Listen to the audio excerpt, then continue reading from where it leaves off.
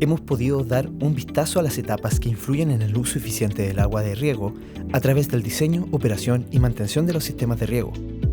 La última etapa que revisaremos es la programación de riego. ¿Qué es la programación de riego? La programación de riego corresponde al proceso de la determinación y monitoreo de la frecuencia y tiempo de riego, que garantice una condición óptima para el desarrollo de los cultivos. Esta etapa es fundamental en el uso eficiente del agua, porque permite crear en el suelo el ambiente propicio para que se cumpla el objetivo principal del riego, que es la absorción del agua por las raíces para que el intercambio de gases entre planta y la atmósfera, la fotosíntesis, se pueda desarrollar de manera eficiente.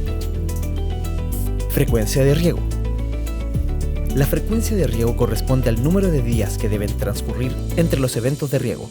Este número de días de espera entre eventos reducirá el contenido de agua en el suelo. Esta reducción de contenido de agua del suelo debe ser de una magnitud que no afecte la tasa de transpiración de la planta.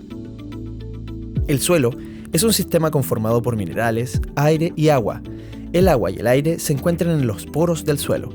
La presencia de agua en los poros genera contenidos característicos de agua en el suelo: saturación, capacidad de campo, punto de marchitez permanente.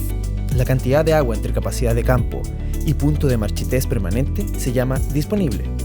El valor de cada uno de estos puntos se puede expresar en milímetros y depende del tipo de suelo con el que estamos trabajando, siendo mayor el agua disponible total en un suelo arcilloso que en un suelo franco, y el de este es mayor que en un suelo arenoso.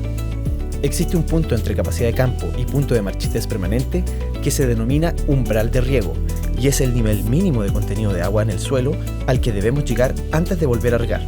Ese contenido de agua es dependiente del tipo de cultivo y su capacidad de tolerar una disminución del contenido de agua sin que se produzca un estrés.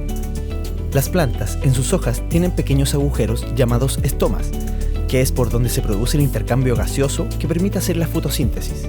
Si estos estomas no están completamente abiertos, a la planta se le dificulta este proceso. Las plantas, cuando tienen un contenido de agua adecuado en el suelo, tienen sus estomas abiertos. A medida que el contenido de agua disminuye de cierto umbral, los estomas se comienzan a cerrar y por lo tanto absorben gases a menor velocidad. En palabras sencillas, ingieren menos alimento. Por lo tanto, tienen menos energía para poder generar una buena cosecha. Al punto donde la planta comienza a cerrar sus estomas, se le conoce como umbral de riego. Cuando el suelo se encuentra entre capacidad de campo y umbral de riego, la planta puede absorber agua de manera más sencilla, y a ese nivel de contenido de agua se le conoce como agua fácilmente aprovechable. Es por lo tanto esencial que después de regar y alcanzado el nivel de capacidad de campo, volvamos a regar una vez que las plantas hayan consumido el agua en el suelo, hasta alcanzar el punto de umbral de riego. Por lo tanto, se debe tener en cuenta el consumo de agua diario por parte de la planta para determinar el día que se debe volver a regar. El consumo de agua diario se conoce como evapotranspiración de cultivo y se expresa en milímetros de agua consumidos por día.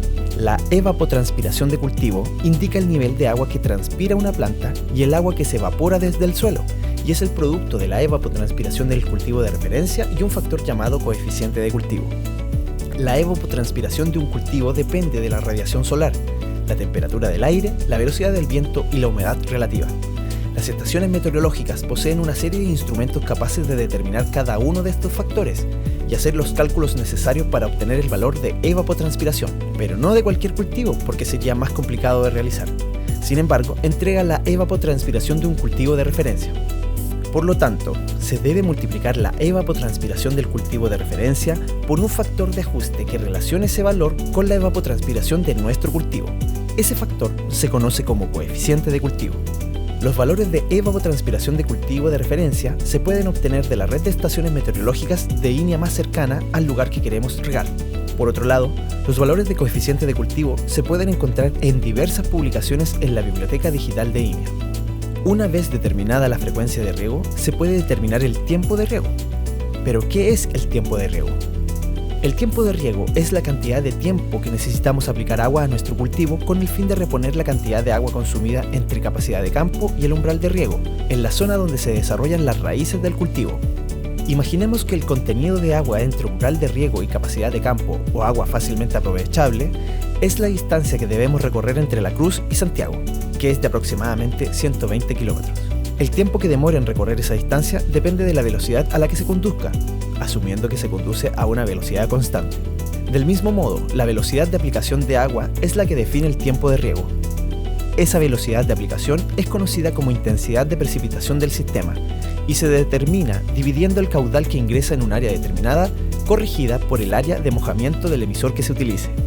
Sin embargo, los sistemas no son 100% eficientes. Se producen pérdidas por percolación profunda, efecto de viento, evaporación o riego fuera de la zona de raíces. Por lo tanto, en la determinación del tiempo de riego, debemos hacer la corrección según la eficiencia del sistema.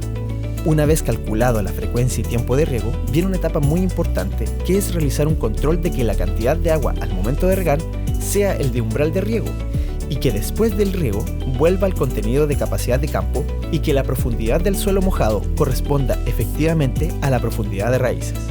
Para esto existen diversos métodos de control como palas, barrenos, sensores de suelo, imágenes aéreas, entre otros.